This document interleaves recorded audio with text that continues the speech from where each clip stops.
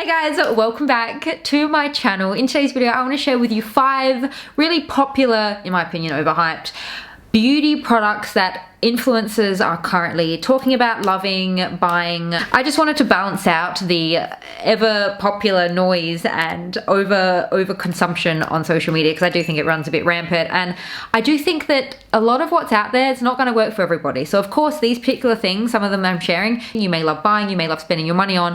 However, I do think they are 5 things that you kind of can go without. And I mean, the last one I'm going to share with you, I think you should go without. This one is truly, it's really, really bad. It's almost to the point where it can cause some serious damage, and I'm going to share with you my own personal story. Number 1, I want to start with, and I think this is something that it's almost, I think if you're still very much into makeup, you're still very much into spending your money on new makeup and kind of collecting makeup in a sense, this one might not necessarily apply to you. However, I do think that the older you get, this is my experience anyway, I kind of found a bit of a groove with my makeup, and I do find that the less makeup I wear, the better I feel and the better I feel I look. And I do like to wear less makeup the older I'm getting.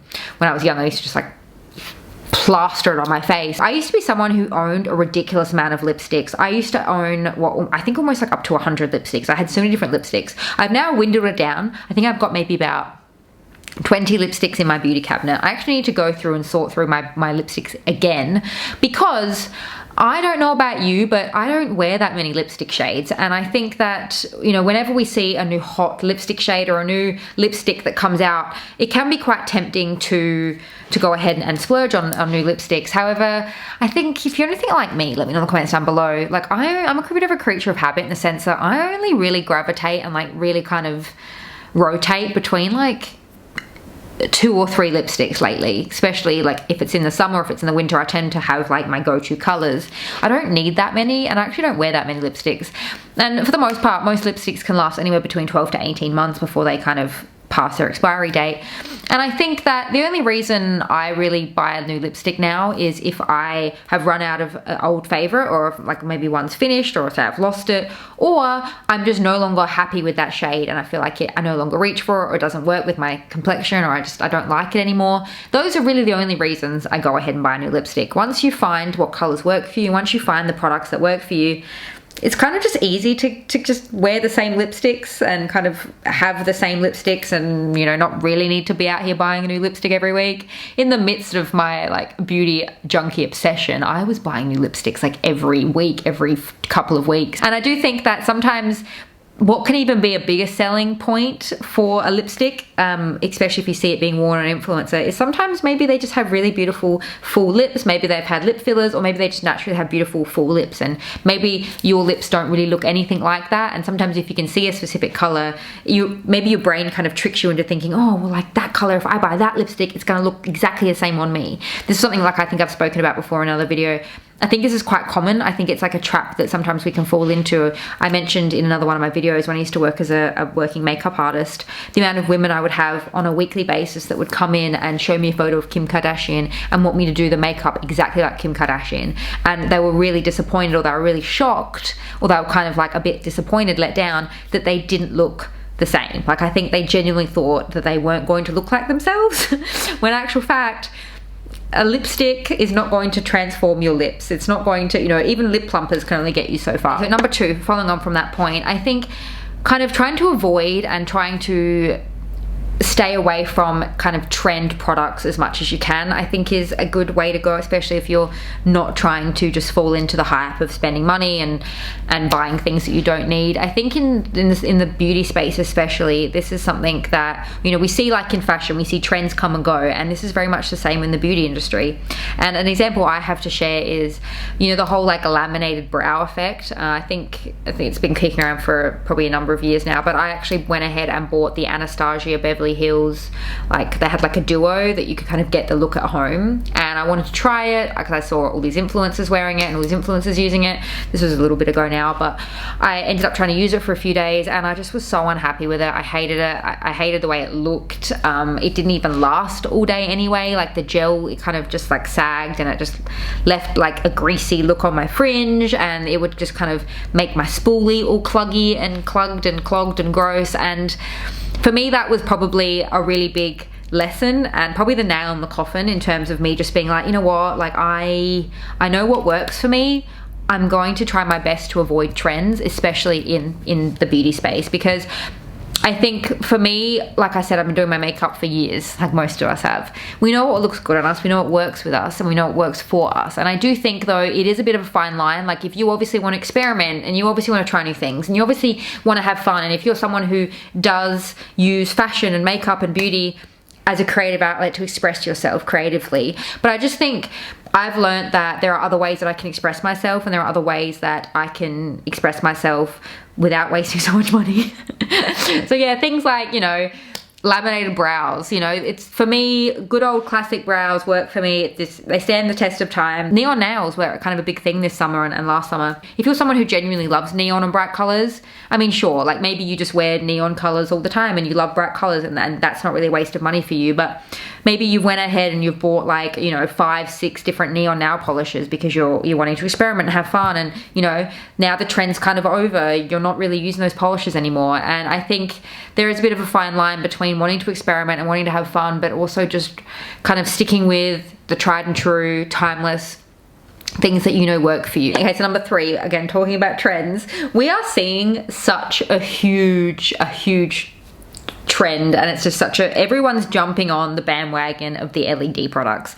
And I've spoken about LED before. I have been a lover of Omnilux for, God, I think maybe coming up on, I'm gonna say 5 years now. I've been using, I think maybe 4 or 5 years, I've been using LED light therapy. I've been using my Omnilux masks, and I've been using Omnilux at a salon with my beauty therapist. I love LED, and I'm a bit advocate for LED and the benefits for your skin. And I do think it has a lot of benefits for all over body. But I do think that for a lot of companies, a lot of businesses, a lot of especially Instagram businesses, it's just another thing to profit from, another kind of thing to jump on the bandwagon about. And specifically, I'm going to talk about LED hairbrushes. I personally think these are a little bit of a waste of money. Not at all discounting the fact that I do think LED can be really great for hair growth and be really stimulating. I actually agree with that, but I just don't think you need to go out and buy an LED hairbrush. As someone who has an Omnilux mask, I have been known in the past, and I still do it now. After I get a certain hair treatment that I get done, I stick my face mask just on top of my head, and I let that do its thing. I think that to just buy, I mean, if you want to buy a hairbrush, of course, like you go and buy your hairbrush, especially if you're experiencing hair thinning or hair loss. But I do think that if you already have an LED mask at home for your face, just pop it on top of your head. If you're looking for that stimulation of that hairbrush, you know, massaging your scalp or using an actual brush that's like a massage brush for your scalp is going to do the same thing. That and your face mask on top of your head will do just the same as an LED hairbrush. I almost think it would probably do more, because with a LED hairbrush, you're kind of just like running it over very briefly, and I just don't think that LED is sitting there enough to really penetrate your scalp. So I do think just quickly running a hairbrush over, yeah, like it may look cool, it may look aesthetic, it may look very like professional influencer beauty regime, it may look really aesthetically pleasing, but in terms of actually doing much, I don't personally think it's doing a hell of a lot. So following on from that, number 4, we have just in general seen a real big rise in beauty devices. You know, every store now, I think, sells an array of different devices. We see massage tools for face, we see gua sha massage tools as well. We see, you know, those ones that you stick on your eyes, and like they're kind of, you can put them in the fridge and they're cold, they're like little balls. We see certain vibrating ones that apparently are LED, and others that help to penetrate the skin and penetrate the product and the creams into your skin like 10 times more. And just so many different devices are out there in the market now, and I definitely got sucked into this a few years ago. I was very much kind of in that mindset of like, the more devices I have, the better my skin will be. The more devices I use, and you know, maybe the next one will be the best one, maybe the next one will be the one, and then the holy grail one. And I kind of got out of that, and I actually gave a lot of the devices I had away, because it just got to the point where it was just turning my already extensive skincare routine into an even more extensive skincare routine, and truly I didn't even know if the things were doing anything. I do have my tried and true favorites, the ones that I love, but I do think less is more in that sense. And I do think unless you have endless amounts of time, you know, having a 30-step beauty routine with, you know, 3 different massage tools, LED therapy, and a wand that penetrates the product in so much more, and then another one that vibrates vibrates and another one that does something else. Just so many different things. I think it can be a little bit overwhelming, and I don't think you actually really need all of those things to have really great skin. I do love, and I'm a big advocate for certain devices and certain tools, especially in my beauty routine, but I like slashed it in half. Okay, I went a bit crazy a few years ago with my beauty tools and I got rid of at least half of them. Number 5, this one I really hope that you stick around and listen to, because these photos I'm going to share with you are really, really shocking, and it's kind of scary because I had some serious damage and some serious noticeable damage, noticeable things happen to my face from using this product. And it's so funny, and this is just, it happens to us all, you know. A lot of the times we don't see damage, we don't see things that happen, we don't see, you know, I guess another example is weight gain. You know, sometimes it can happen so slowly that you don't even realize it's happened because it happens so gradually. And this is what happened with this particular thing I was using. One thing I think is really important to remember, and this is something that I really realized, was, oh my God, like I was blindly following certain influencers' recommendations.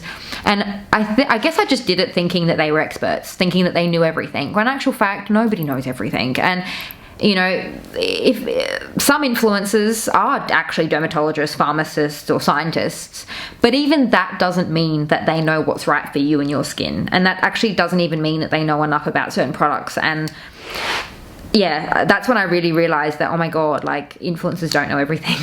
Wow, what a concept. And as much as some of them can be well-meaning and some of them can genuinely recommend products that they love, and you know, I'm sure that this particular eyelash serum that an influencer recommended, she probably still uses this one.